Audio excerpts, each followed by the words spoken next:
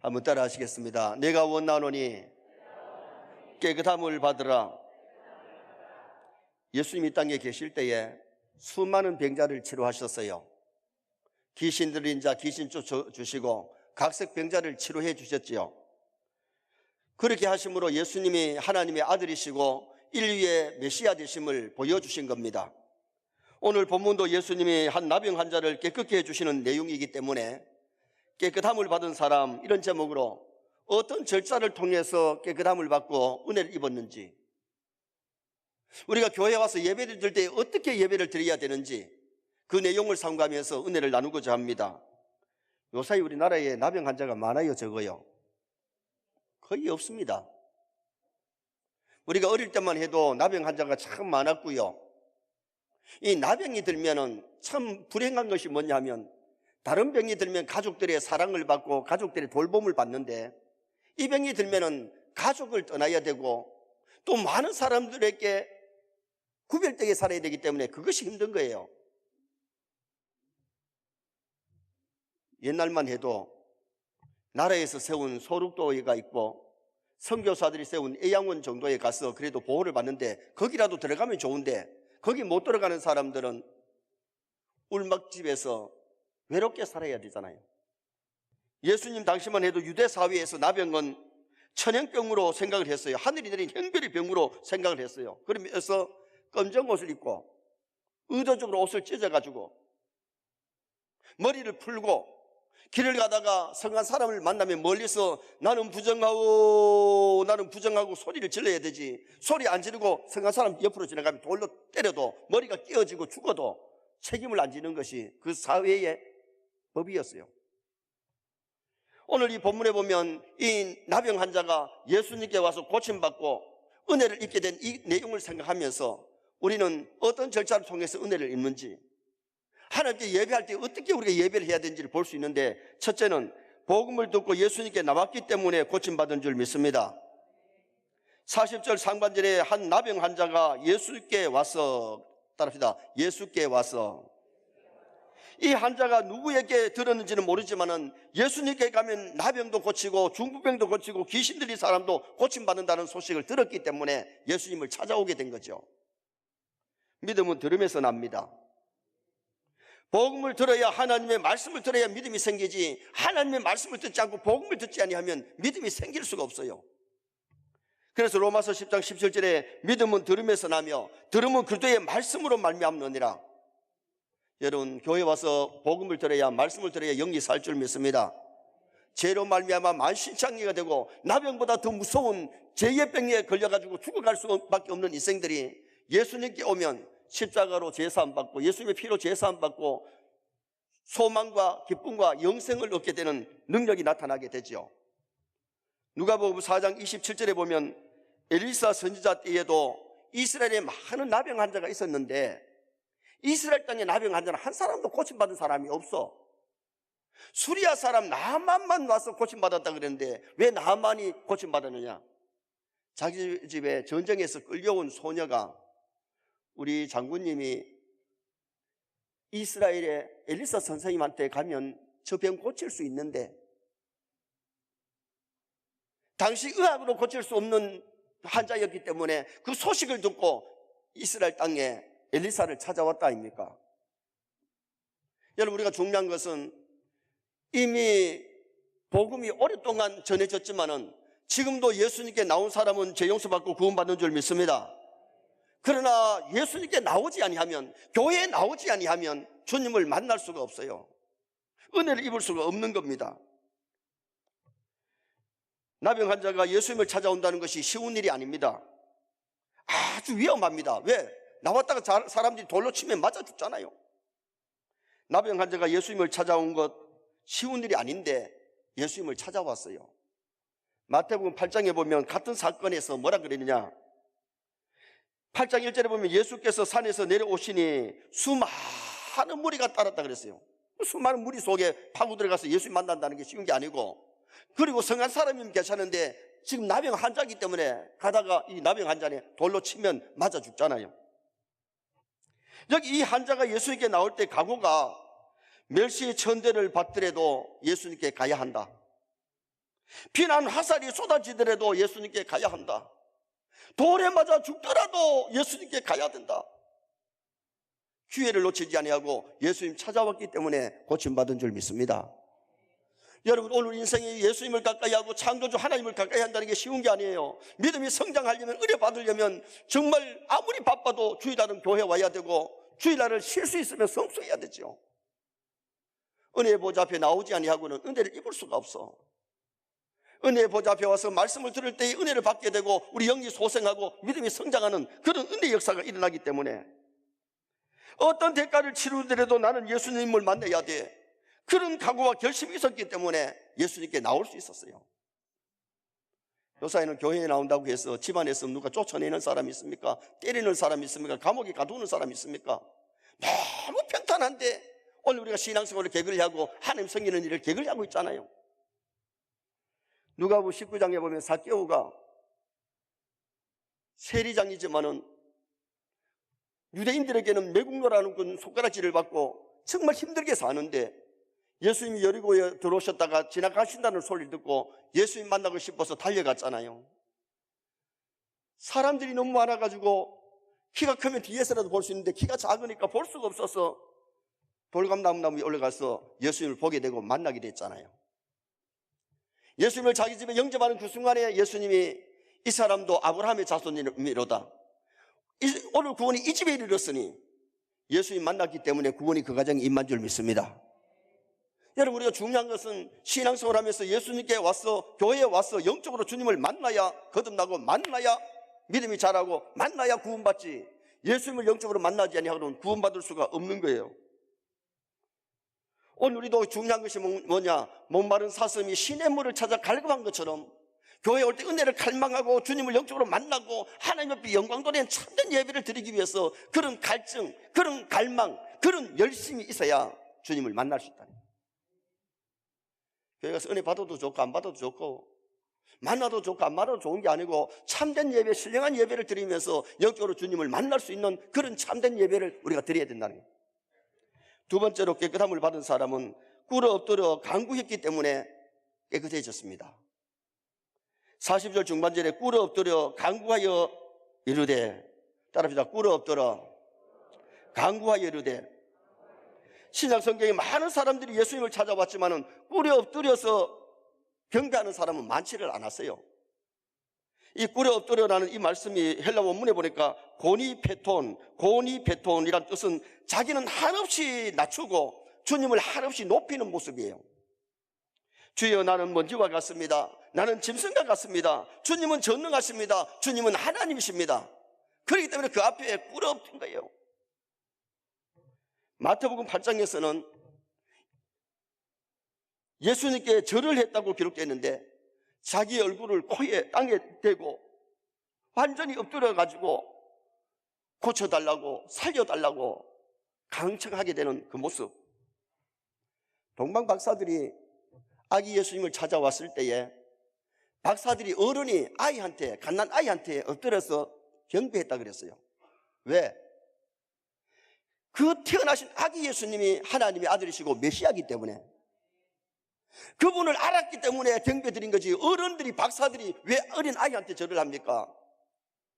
그분이 천지를 창조하신, 그리고 인류를 구원하기 위해서 인간의 몸을 입고 이 세상에 오신 그분을 알았을 때에 경배하면서 한금과 유황과 모략을 선물로 드리고 돌아가게 된 사건이 일어났잖아요.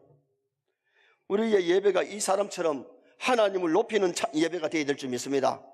하나님께 경배드리는, 하나님을 찬양하고 하나님께 기도하고 하나님께 예물 드리고 하나님을 통해서 우리가 은혜 받을 수 있는 그런 참된 예배. 예배자의 마음이 낮아지고 옥토가 되어야, 겸손해야 은혜를 받을 수 있다는 겁니다. 시편 34편 18절에 보면 여호와는 마음이 상한 자를 가까이 하시고 충심으로 통회하는 자를 구원하시는도다. 상했다는 말이 히브리 어문의 사바르, 완전히 깨어진다. 그리고 통회라는 말이 다케이, 이 다케이란 말은 완전히 부서진 상태. 여러분, 우리가 예배 드릴 때에 내 자아가 살아가지고 내가 누구네 하는 교만한 마음 가지고 예배하면 하나님이 그 예배를 안 받으세요. 이 나병 환자가처럼 완전히 주님 앞에 엎드려서 겸손히 자기가 완전히 부서진, 자기가 완전히 무너진 이 상태. 우리는 하나님 앞에 나와서는 자신이 부서져야 됩니다. 깨어져야 됩니다. 자신이 무너져야 됩니다. 그것이 살아가지고는 하나님의 큰 은혜를 입을 수가 없다는 겁니다. 하나님은 교만한 자를 물리치시고 겸손한 자에게 은혜를 주시는도다. 우리가 잘 아는 나만 장군 잘 아시잖아요. 나만 장군이 엘리사를 찾아왔을 때에 아직도 아람 나라의 대국의 장관이라고 하는 그 콧대를 낮추지 못했어요.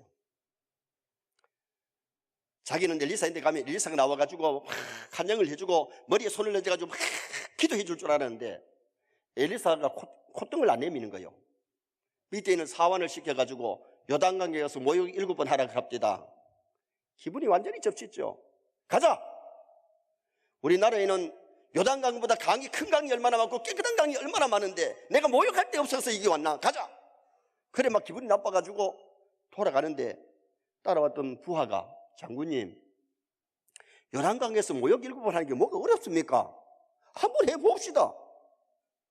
그 병을 고치기 위해서 화장실에 들어가가지고 모욕하는 해도 해야 될 텐데, 화장실이 아니고 요단강에서 모욕하는 건 아주 쉬운 건데도 왜 그 역하고 돌아가려고 그랬냐? 그 장군이라고 콧대. 우리는 하나님의 전에 나올 때마다 중요한 것이 나를 무너뜨리시기 바랍니다. 자아를 깨뜨리시기 바랍니다. 그래야 하나님을 높이고 하나님을 찬양하고 하나님께 영광 돌릴 수 있는 아름다운 성도가 될 수 있음을 가르쳐주는 거죠. 요단강은 지형적으로 낮습니다. 낮은 곳으로 내려갑니다.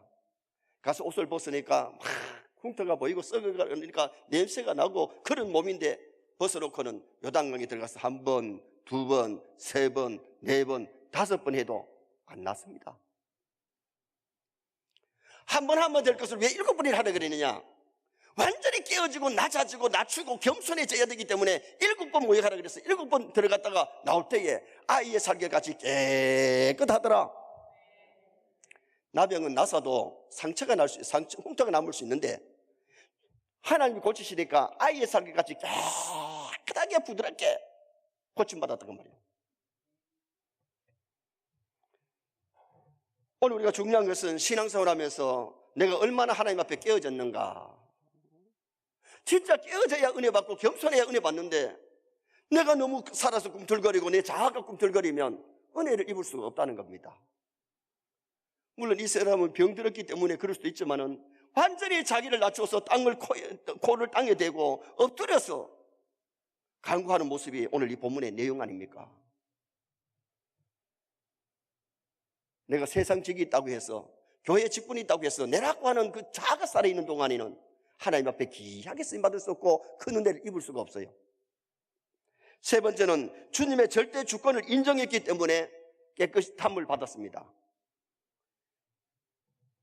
40절 중반절에 보니까 따릅시다. 원하시면, 주님이 원하지 아니하시면 이 내 모습 이대로 괜찮습니다.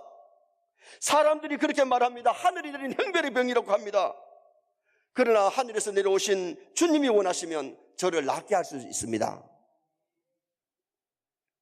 여기 원하시면 원문에 보니까 델레스, 이 델레스란 말 속에는 내 모습 이대로 두셔도 하나님의 뜻이면 좋습니다. 내가 건강해서 죄 많이 짓는 것보다는 내가 이렇게 살아도 괜찮습니다. 주님이 원하시면 나를 치료해달라고, 깨끗게 해달라고 그렇게 여기 기도하고 있어요. 기도가 내 중심이 아닌, 내 삶이 내 중심이 아닌 주님의 중심, 주님이 중심. 정말 우리 자아가 깨어지면요 주님을 높이고 주님 중심이 될 줄 믿습니다.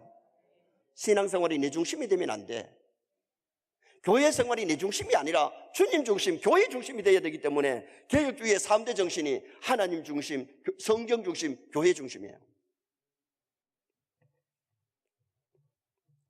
이분은 육신적으로는 나병 환자이지 영적으로는 얼마나 건강한 신앙, 건강한 정신을 가졌는지 모르지요. 육신으로는 눈썹이 빠져나가고 손톱 발톱이 빠져나가고 살이 문드러지고 냄새나지만은 영적으로는 참 건강한 사람이 이 사람이에요. 어떻게 보면 우리는 육적으로는 건강한데 영적으로 보면 나병 환자가 아닐까요? 나병은 병균이 신경을 건드리기 때문에 신경을 못 느껴요. 뜨거운 걸 만져도 뜨거운 줄 모르고 찬 것을 만져도 찬 것을 모르고 바늘로 찌르도 아픔을 못 느끼는 것이 이게 나병이에요. 교회 와서 말씀을 들어도 큰 은혜가 없고 죄를 지어도 감각이 별로 없어. 영적인 나병 환자예요. 라오디게아 교회가 육신적으로는 부자였지만 영적으로는 참 가난했고 육적으로는 건강했지만 영적으로 참 가난했던 교회가 라오디게아 교회. 주님이 회개하라, 열심을 내라, 그렇지 아니하면 토하여 내치리라, 그렇게 말씀하셨어요. 오늘은 이 나병 환자를 통해서 참된 신앙을 배워야 돼요. 주님의 뜻대로 살아갈 수 있기를 주님의 이름으로 축원합니다. 주님의 뜻대로 살려고 몸부림치는 그런 삶을 살아야 주님의 기쁨이 될 수 있잖아요.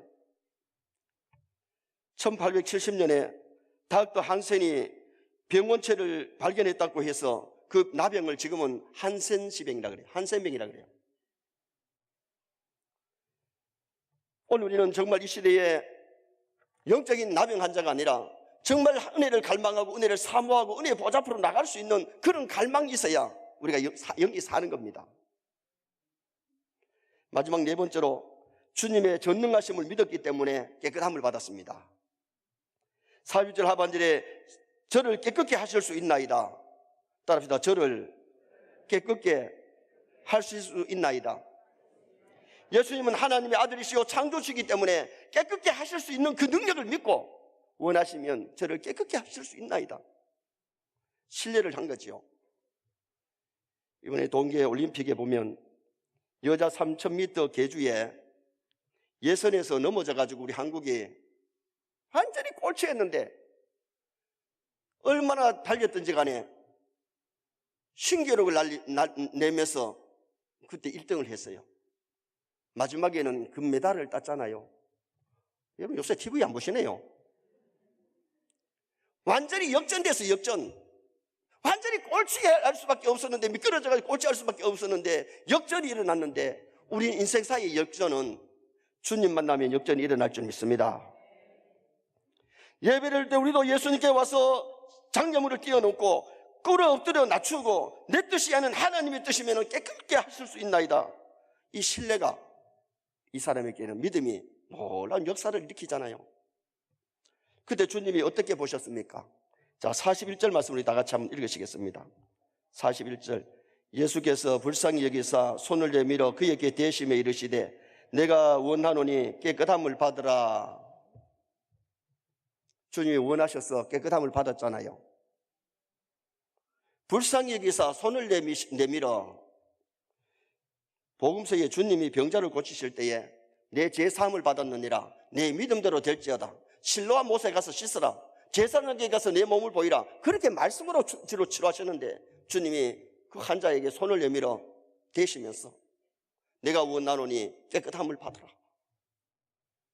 그 믿음, 그 중심이 얼마나 예쁘고 아름다운지, 몸은 병들어서 썩어가고 냄새나지만은 그 영이 깨끗했을 때에 주님이 기뻐하시면서 손을 내밀어 네 질병 내가 책임져 주마, 이제 역전시켜 주마, 네 인생살이 역전시켜 주마. 주님이 한번 터치하시니까 놀라운 역사가 일어나게 되잖아요.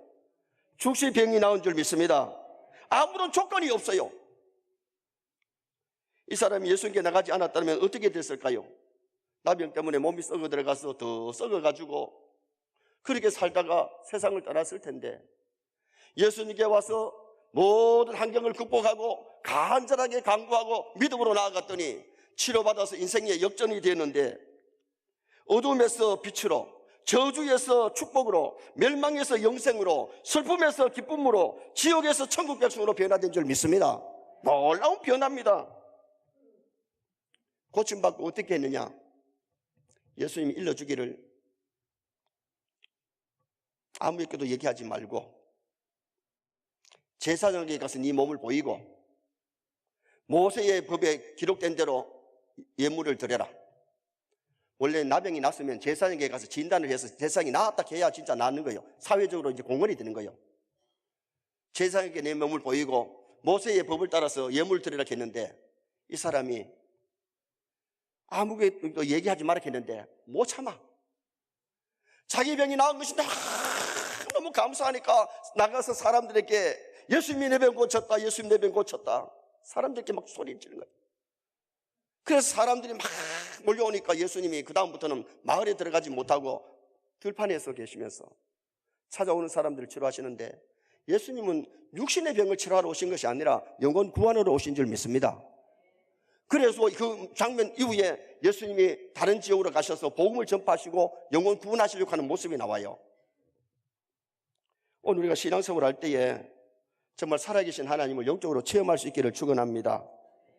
3대째 하나님 믿는 기독교 집안에 태어난 손인경 집사님이 필리핀 선교사와 미자립 교회 지원 사업과 매달 마지막 화요일이 되면 실직자와 노숙자들에게 무료 시술을 해줘요. 그런데 그분이, 손인경 집사가 한때에 고난의 시련이 있었기 때문에, 시절이 있었기 때문에 그 놀라운 일들을 할 수 있었는데 88년도에 한 의원을 개원한 후에 사업이 잘 되니까, 물질이 있으니까, 경제적인 여력이 있으니까 하나님을 뒤로 하고 세상 일에 눈을 돌렸어요. 교회도 제대로 안 나오고 세상에 빠져 사는데, 손인경 집사는 하나님의 경고가 자기에게 가혹했다고 표현을 하는데, 빚 보증을 썼다가 잘못돼가지고 물질적으로 풍요가 하루아침에 빈곤해져가지고 빈털터리가 된 거예요. 아들이 사고로 얼굴과 목에 사도 화상을 입어서 어려움을 당하게 됐어요. 손 집사는 그때서야 무릎을 꿇고 하나님을 찾기 시작했습니다. 그리고 밤낮을 가리지 않고 눈물로 회개하면서, 하나님, 내가 잘못했습니다, 하나님 국민에게 달라고 막 기도를 하는데, 하나님이 눈물의 기도 그것을 들으시고 무슨 역사 일어났냐? 아들이 치료가, 의사들이 보면서 이거 가망업도 안 된다 그랬는데 흉터가 너무, 화상 흉터가 심한데 새살이 살아나와가지고 그 흉터가 싹 사라지더라는 겁니다. 그리고는 그 다음부터는 신앙생활 할 때 얼마나 뜨겁게 신앙생활 하는지, 성경과 건강 이야기라고 하는 위해서 연재로 하고 할렐루야 건강법 강사로 활동하면서 필리핀 선교와 미자립 교회 사업을 돕고, 그 다음에는 노숙자들을 위해 가지고 무료 치료해주는 그런 일들을 하게 됐대요. 그런데 그런 일들이 일어나기 전에는 부자가 되고 살만하니까 하나님을 떠나 살았는데, 하나님을 만나고 더 깊이 들어가니까 이제는 남을 위해서 베풀면서 살아가는 그런 삶을 살겠다고 고백을 했어요. 우리가 어려울 때는 하나님 건강 주시면 하나님 잘 믿겠습니다, 충성 봉사하겠습니다 그래 놓고 살만하면 신앙생활 게을리한 사람도 많아요. 여러분, 고침받고 신앙생활 더 잘하시기를 축원합니다. 깨끗함을 받고 나서 하나님의 은혜를 알고 하나님 앞에 더 봉사할 수 있는 믿음의 사람이 되도록 힘을 쓰셔야 돼요. 결론을 짓습니다. 깨끗함을 받은 사람, 복음을 듣고 예수님께 나왔기 때문에 고침받았습니다. 꿇어 엎드려 간구했기 때문에 깨끗함을 받았습니다. 우리는 교만하지 말고 내 자아가 부서지고 무너지고 깨어져야 됩니다. 주님의 절대 주권을 믿었기 때문이고, 그리고는 전능하신 하나님을 믿었을 때에 인생사에 역전의 역사가 일어났는데, 우리 선의 성도들 가정에도 이런 역전의 역사가 일어나기를 주님의 이름으로 축원합니다.